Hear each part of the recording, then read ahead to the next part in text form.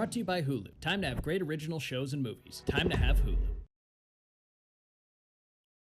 Hey, happy hump day, party people. We got a packed house for SJU today because we have a packed slate of brand new, sort of old Marvel trailers to talk about. That's right. We are finally, you may have seen other channels react to the Spider-Man trailer and the Eternals trailer from last week, but you haven't heard us react to it. And that's what you're here for, is that certain SJU something. We got Danielle, we got Eric, we got Kim. How's everyone doing today? Doing well. Oh, good. Oh, good.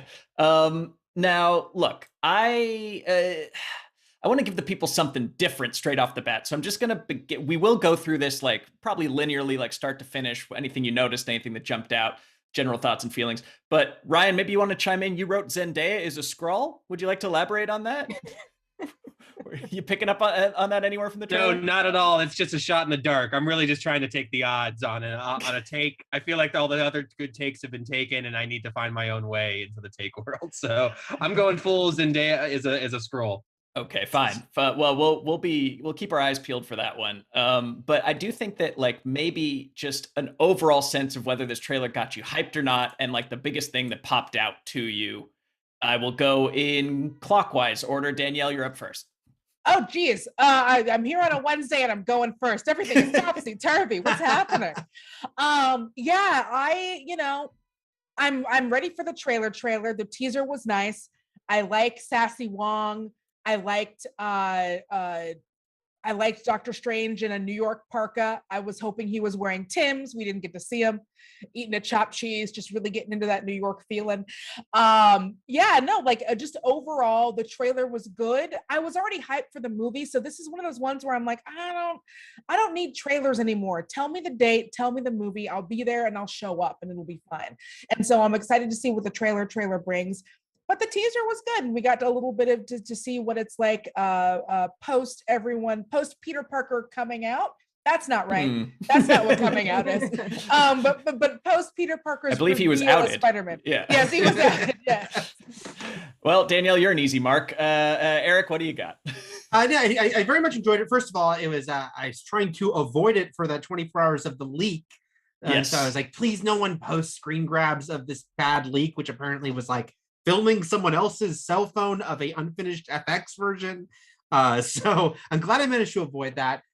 It was, obviously there's part of me that wishes we could exist in a world where we had no idea Alfred Molina was in this movie. And that was our first time seeing him. But, look, I got hyped that seeing a goblin bomb there and hearing that cackle and seeing Molina, that was great. I also appreciate that the first half of this trailer was like, dealing with the fallout and dealing with Peter. I really like the Spider-Man MCU movies. I also think it's valid to point out that he keeps having, to be like other big Marvel people are with him in these movies.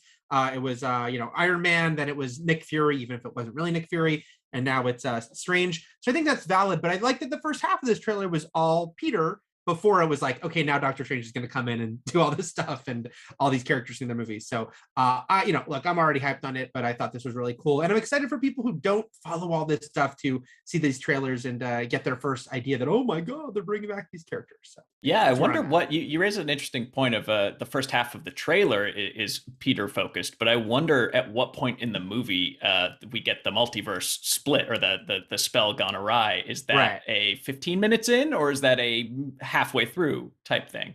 I hope they give Spider-Man enough time, but at the same time, I hope they give it enough time to breathe and we don't have a Spider-Man 3 situation where it's like, well, here's just every villain stepping out of a portal. Oh, and they're gone in like the big climactic battle sequence. Anyways, we'll get to me. Kim, what do you think?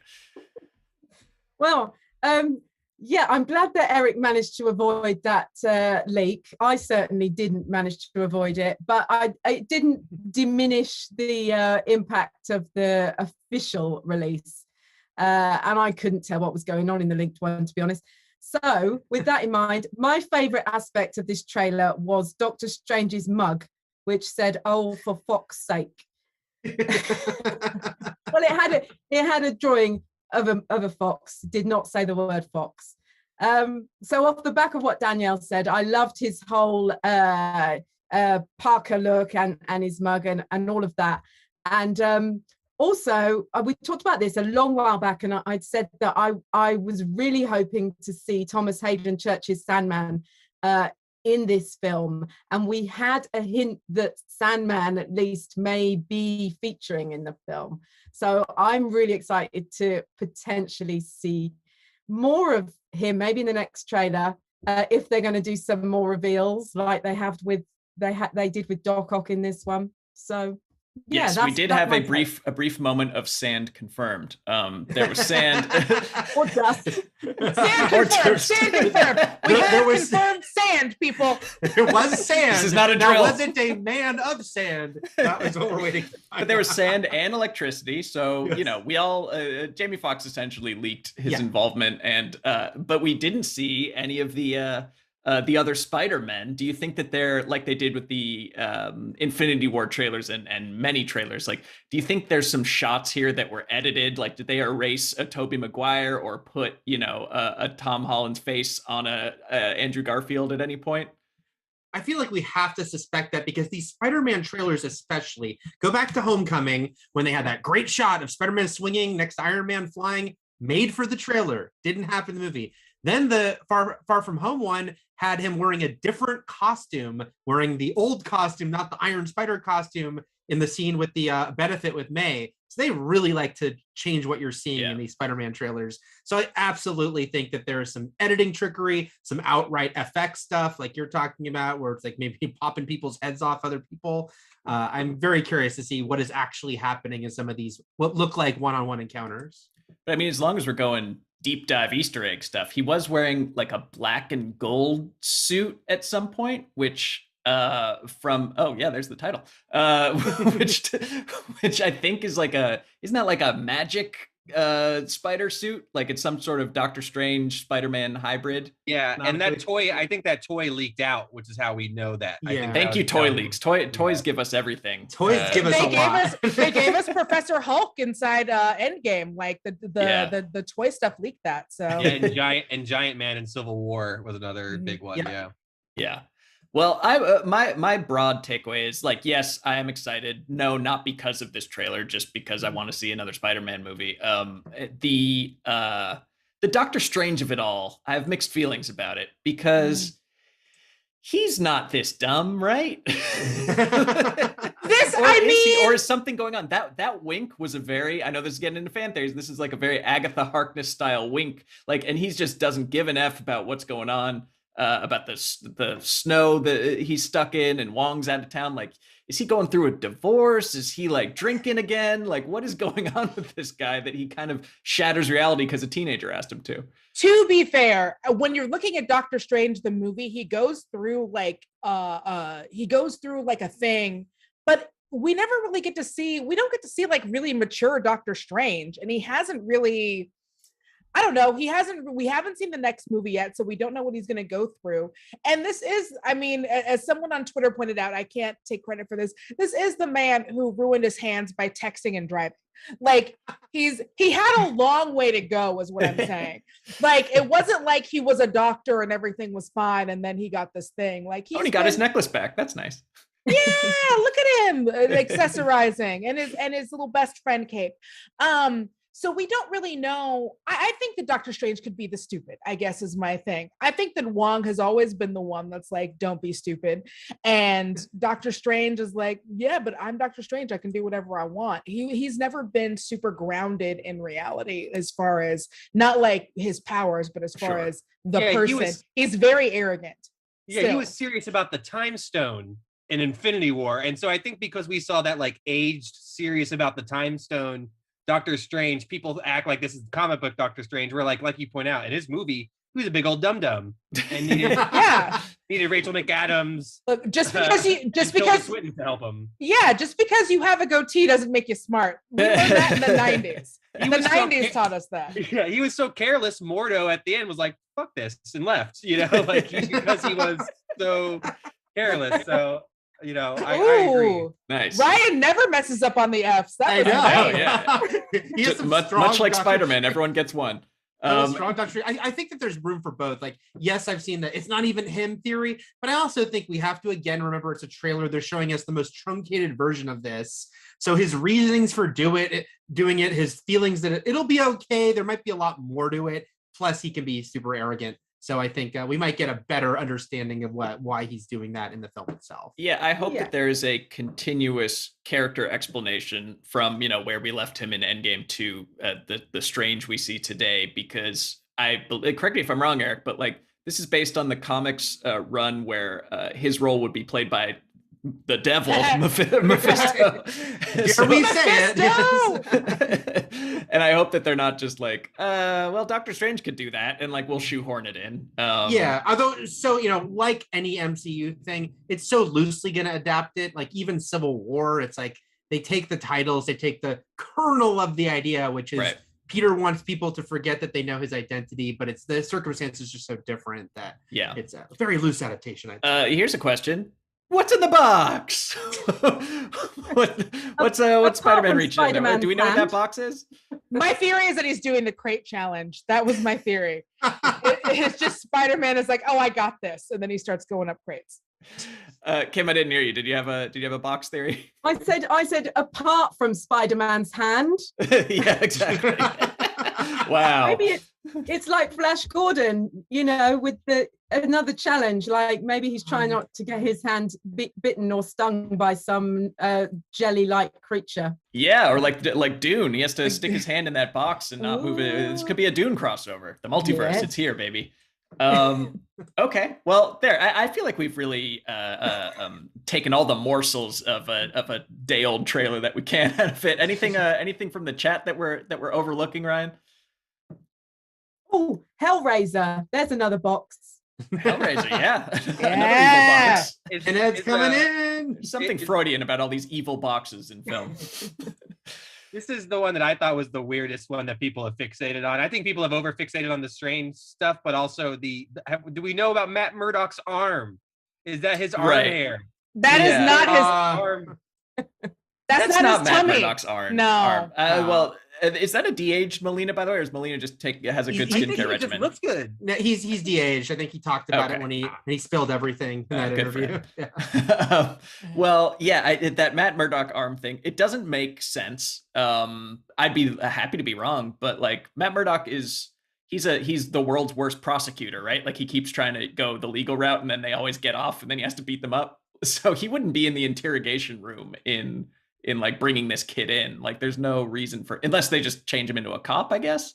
Yeah, I mean, I think there's some credibility. Like the rumors that Charlie Cox is in this movie as Matt Murdock have come from a lot of sources that sound like it gone way back. Like that's one of the first rumors we heard about this movie, to be fair. But we don't. But I don't think that's him in the trailer for the reason you just said. Like even if he's his lawyer, that just seems like a weird. I know he talked to him as a prisoner, but I think that people were just reaching in that moment. Even though I think he will be in this movie probably. I agree, and we definitely see Peter in a suit, so that suggests a courtroom appearance to me. Yeah. Yep. Yeah. Okay.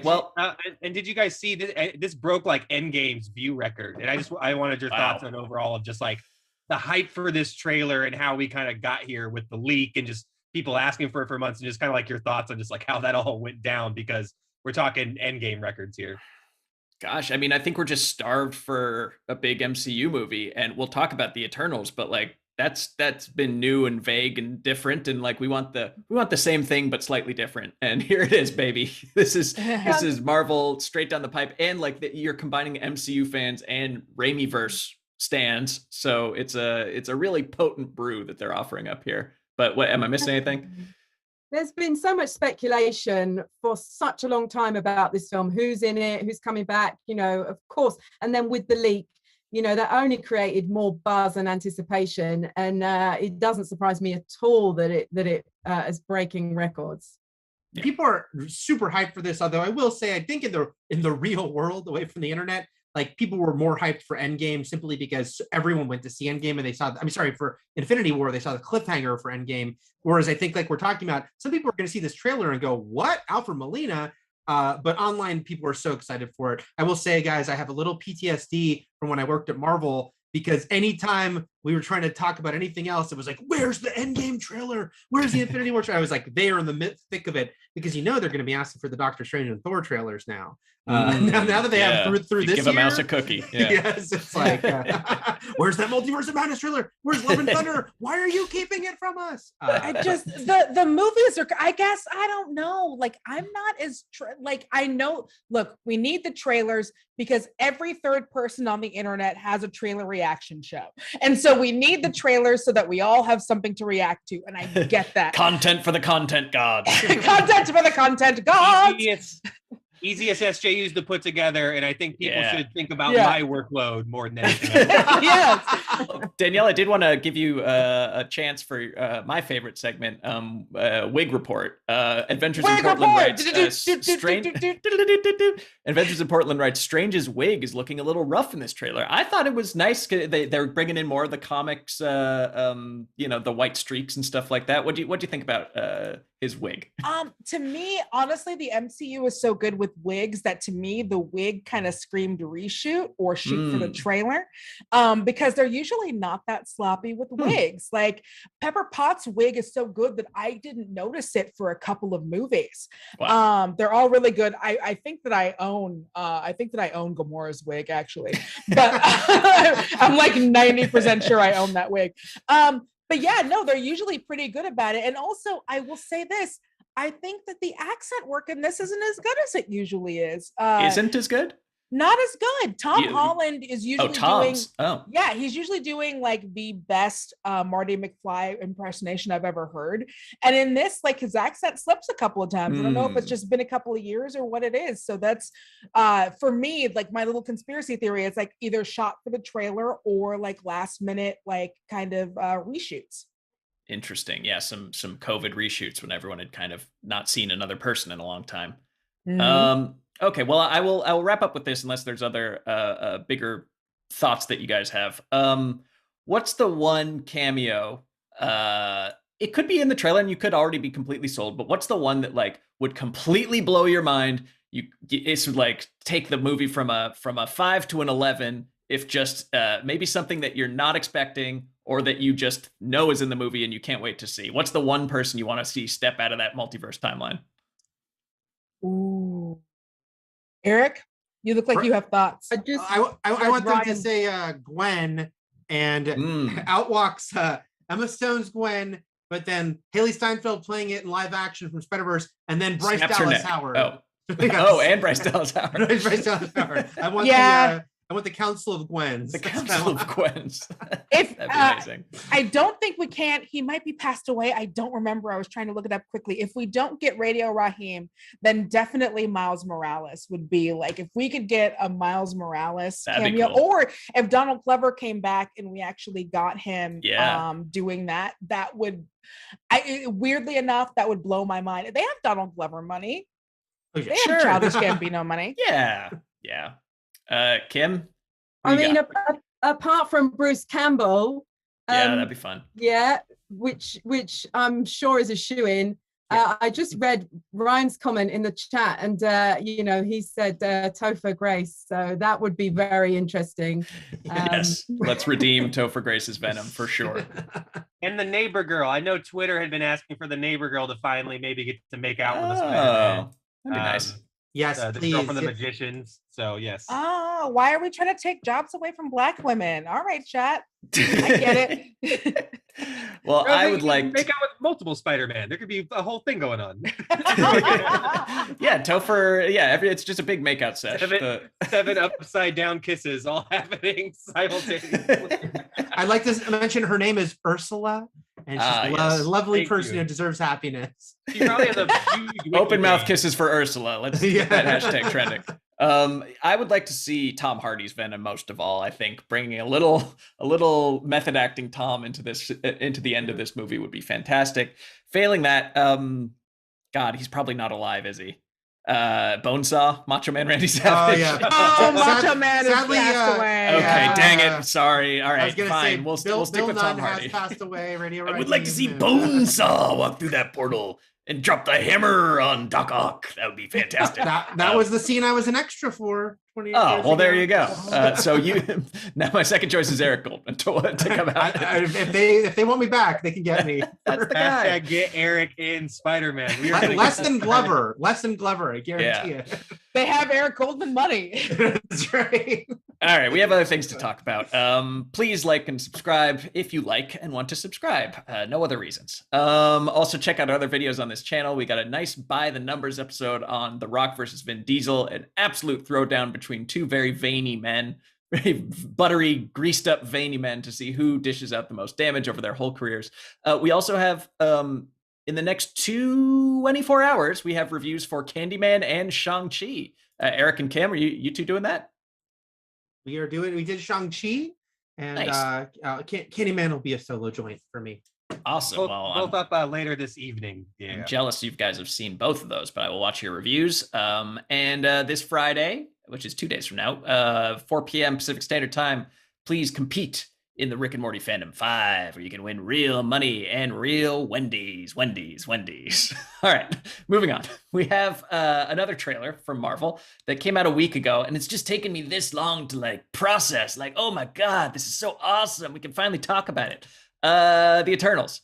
I kind of forgot what happened, but I did rewatch it right before the show. So we now have more of a sense of who the Eternals are, what they're here for, who they're fighting, what this movie is about. Which I appreciated.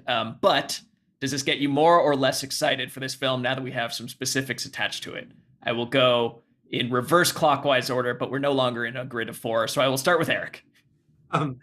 Yes, is my quick answer. Because while in theory I was excited about this movie with Chloe Zhao doing a Marvel movie, that first teaser, it was fine, but it was pretty images, but it didn't give you a lot. Didn't give you a lot to grab onto.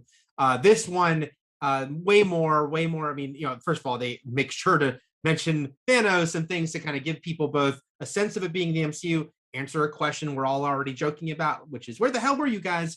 But also I think just show that this is a big movie with big fighting and a guy who's basically the closest we've come to Superman so far, with Icarus flying around and shooting beams out of his eyes. So yeah, I like this trailer a lot. It did, I think, a much better job of making this seem, because I do think this might be one of the more serious MCU movies. I don't feel like Chloe Zhao is going to bring a light touch, even though I'm sure there'll be, there's some humor. But this also shows hey guys, we've got cool superhero stuff too. So I thought it did a good job on that and making it look, I think, a lot more mainstream than that first teaser did. Yeah. Kim, I-beams, huh? I-beams lead to sky beams. I-beams over sky beams. Eyes. Wow. Can't get past the I-beams. I mean, it's making me think of Zod. Yeah. I've just got Terrence Stamp in my head. But Crow stood out to me in this, and this. So in the comics, he has a relationship with Thena, a kind of a tempestuous relationship and children, and there's a hint of some kind of romantic liaison here. I think, the way he reaches out and touches her face, although she doesn't, Angelina Jolie, seem to appreciate it that much. So that's intriguing to me.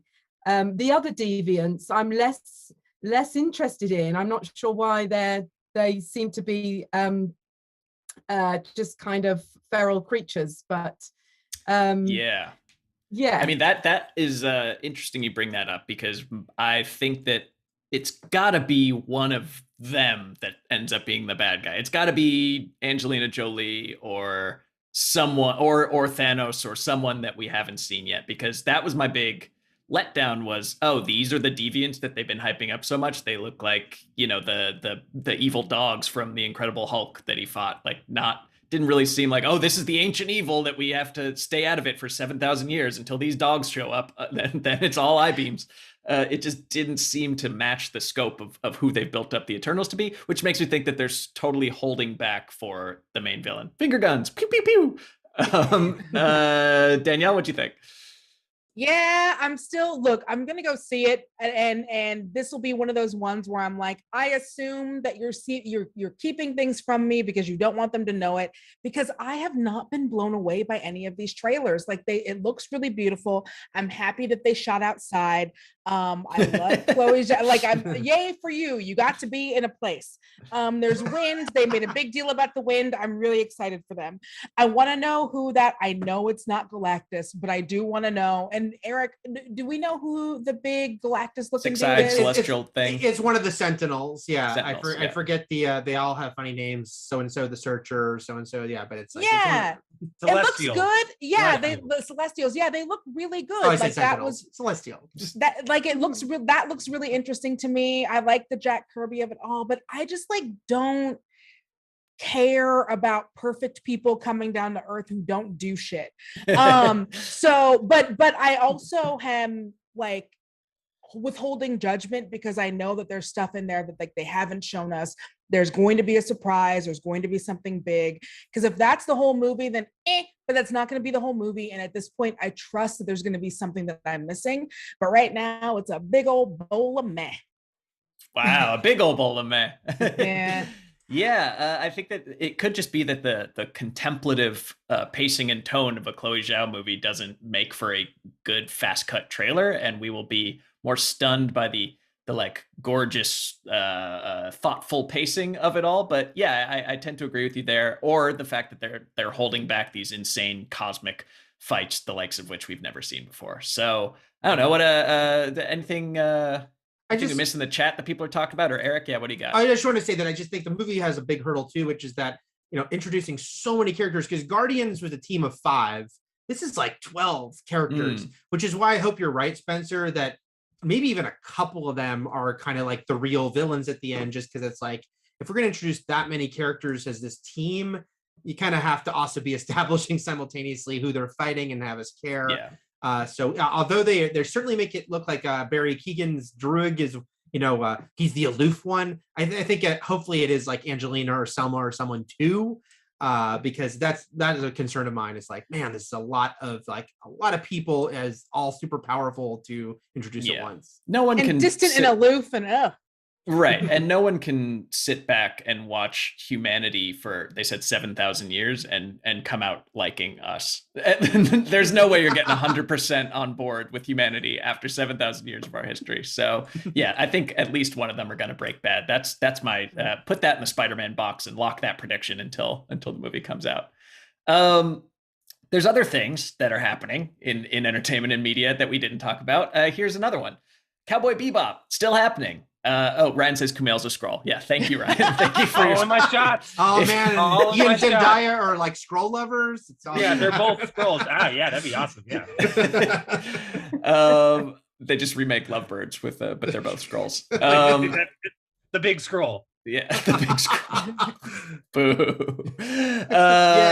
The Cowboy Bebop. They released some set photos. This is actually happening to the point where they've actually got a real live corgi involved. So you know it's real. I'm sure Danielle's happy about that. There's everyone. Look, I've never seen a good live action anime adaptation, so I'll believe it when I see it. But how do you feel about these still images showing some of the characters, Spike Spiegel most of all, from Cowboy Bebop? Any takes? Any takers? Are you in? John Cho is so hot. That's my take too. Yeah, like that. You're right. Like it's really hard to make a live action anime. I've seen all of these. Obviously, I love the show, and I hope that they do it justice. But if nothing else, it looks really visually interesting, and I could really use something in my eyeballs that actually has some color for once. And so I'm psyched about that.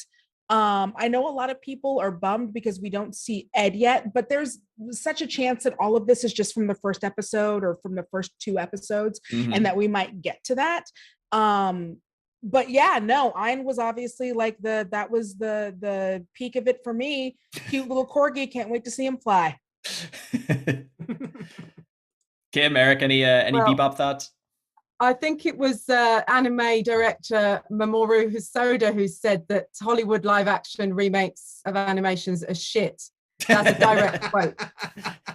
Granted, so are Japanese-made ones. That I've never seen one that I've liked. But yeah, go on. Well, this is the thing. So his point was that you choose to make an animation because it's the medium in which the story is best told. And so it's pointless to try making it in another medium because that's not the correct medium for it. So, and I'm on board with that.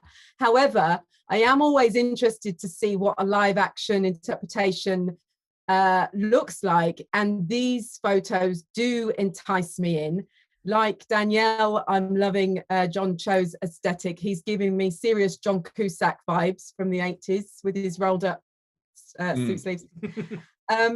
And it just looks very colorful, and I will definitely be watching. Now, this is for Netflix, right? Yeah. Okay. So here's the thing they have no excuse for. Everything looked just a little off. And I realized what it was. Nobody is blasting cigarettes. I'm sorry, but Cowboy Bebop, everybody has to be chain smoking all the time. That's just like, I'm sorry, it's I don't smoke. I don't suggest you smoke, but that series, everybody always has a lit cigarette in their hand or behind their ear or a big pile, an ashtray piled full of butts. And it's like, oh, that's what's missing. And that it's the cigarette that tells me everything, because it means that they're not going to try to match well, it doesn't mean this, but it makes me worried that they're not going to really try to match the tone and the vibe of the original. Yeah, there's so many cigarettes. They eat cigarettes. They eat cigarettes. At least two people in that show eat a cigarette. Like, that's how important like lighting up is. And they're like these big dramatic moments. And I think like the ideas in the future, it doesn't matter or whatever.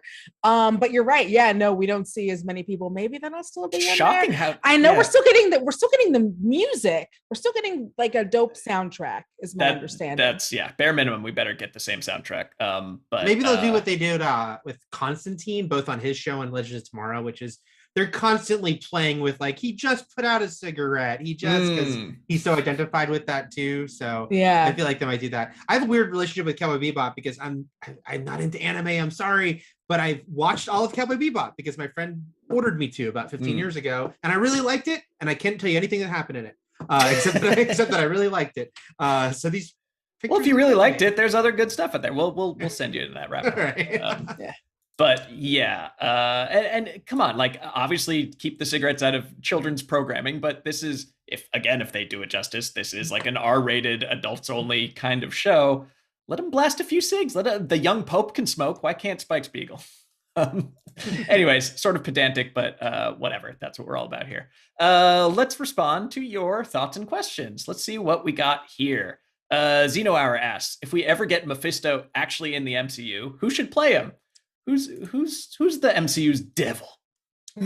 Oh, who hasn't been in the MCU yet is also a really good question. Have we got Buscemi yet? Can we get a Buscemi? Oh, Buscemi would be good. I know they say that he's talking. There's always been rumors about Keanu playing Johnny Blaze, but I say, it could be Keanu. Keanu would be he could be a big bad in I haven't seen him play a villain very often. That'd be good. Yeah. I want him as Namor though. Like, that's what that's who I want him as Namor.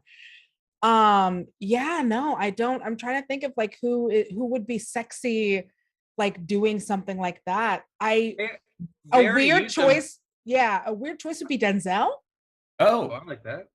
Okay. Ooh, I like that. Just him yelling at everybody. Like, I'm sorry. Yeah. I'm sorry, Mephisto. That'd be great. I feel like Guy Pearce could have done it if they didn't already use him for Iron Man 3, but I feel like he could. They can retcon that. They're doing the Mandarin. Yeah, I was gonna say also though, Gemma Chan and Michelle Yeoh are now doubling their MCU movie characters. So why not put some red makeup on him? He's a different dude. Timothy Olyphant, and can we get an elephant of some sort? Oh, can a cowboy hat? Yep. Yeah. A Western Ghost Rider Mephisto vibe. Kim, who's your devil? I mean, Al Pacino comes to mind. I'd been there, done that. But he's okay, an absentee landlord. He's got the chops for it. He's got the back catalogue, the history. What about Robert Pattinson? Get him in this franchise. Ooh, that's sexy. Okay. I was thinking Michael Shannon too. Could be that'd be great. Yes. That'd be always Michael Shannon when in doubt. Yeah, I think that's great. Okay, but if it's any of those guys, but especially Pacino, it needs to be the comic book accurate costume where he's pretty much like naked with a loincloth and a Yes. cape. Yeah, that's exactly. That's what we know that the devil wears. Right. Yeah, those are all good choices, but let me know if there's more ideas. They'll probably in just the get chat. Sean Gunn to do it. Like they'll just probably. Yeah, have it. right. He'll be fully CGI and voiced by Vin Diesel again, and blah blah blah, whatever. Okay. Matan Valensky writes, do you think all the upcoming multiverse shenanigans will be Deadpool's backdoor into the MCU? Which movie / series and how? What do you think? I mean, obviously they can do anything with the multiverse, but do you see a lane to bring a Deadpool into all this? He's my big pick for like a wacky show up in Doctor Strange cameo, because I do think they'll do the multiverse, and because they know, like, they're making sure to let us know we haven't forgotten about Deadpool, but man, it's going to be a long break between those movies. And I feel like Doctor Strange 2 might be their chance to be like, hey guys, have Ryan put that costume on for a day to do a quick scene. Yeah, because isn't it the comics? Isn't he like Thanos' rival for hooking up with Death, the personification of Death? Yes. I could totally see them having a scene, the three of them having a scene together for sure. Any other thoughts on how we could work For Mr. some Reynolds into reason, it? like, I thought that it would be fun to have him in Thor: Love and Thunder, because another thing that they talk about, like, which is going to be a big thing, is like, I think if they're doing the same storyline or close to it, one of the big things is that Jane Foster gets cancer, and like that's how Jane becomes like a Thor-like figure. And we know that that's also a huge part of Deadpool's storyline. Plus, we know that him and Taika just love each other so much. Yep. Those two dudes are just super in love, and so I thought that would be like an interesting place for him to show up, especially after we do all this multiverse jazz. Sorry to be we're just so MCU comic book heavy. This is like this is a real comic book movie episode. I love it. And I do want to get to this question. You also I want to bring this up. You reminded me that since Jane Foster is taking on the role of Thor, allegedly in Love and Thunder, I really just want to see the most like HGH, like roided out Natalie Portman we've had. We have that. We've got photos of Natalie with some guns. Yeah. Good. We've got some photos of Natalie like with some serious guns. It's pretty great. Great. Excellent. Like- Can't wait. Yeah. Sorry. No. Like Hayley Atwell proportions. Sorry, Captain Carter. Captain from Carter, Roth. Yeah. Sweet. All right. I'll look that up later. All right. And then Matan Valensky writes, considering the connection the mutants have to the Eternals in the comics, do you think we might get an X-Men post-credit scene? I'm unfamiliar with this. Does anyone know what the mutant connection is to the Eternals? Yeah, the experimentation on humans from the Deviants and the Celestials leads to the X gene mutation. You know, like what the stuff they did to humans leads to what becomes mutants thousands of years later. It's like an evolution thing, but it's kind of, that's the basic comic lines of like where the X gene comes from. And Eric, you might know this, doesn't Cannibal become an Eternal? Isn't he an Eternal? Oh, I forget. Yeah, I know There is something like that. Something yeah. like that. Yeah. I have a feeling it wouldn't be. I think it might be, even though kind of what you just said, Ryan, because I think it's not going to be like we're still a ways away from them being like, here's the X-Men or here's a familiar character. But I think kind of like how you remember in Incredible Hulk, they kind of like name drop. They didn't say the Super Soldier program, but they said there was a program, and I feel like that's what they could do in Eternals, to like be like little kernels that people can be like, oh, that's going to head towards genetics and X-Men. But I think it'll be a little bit of baby steps, except for the Deadpool exception. Yeah, he's coming. Yeah, there's a million, hand wavy explanations that this opens the door to, just straight like, oh, they're from a different universe and they merged the timelines, or like, oh, there was this big, they mentioned the Eternals trailer, the big like release of energy when all the humans pop back into existence that could like change their genes or ripple through or accelerate like everything. Yeah. It's all, they'll just say something and you'll go, oh, okay.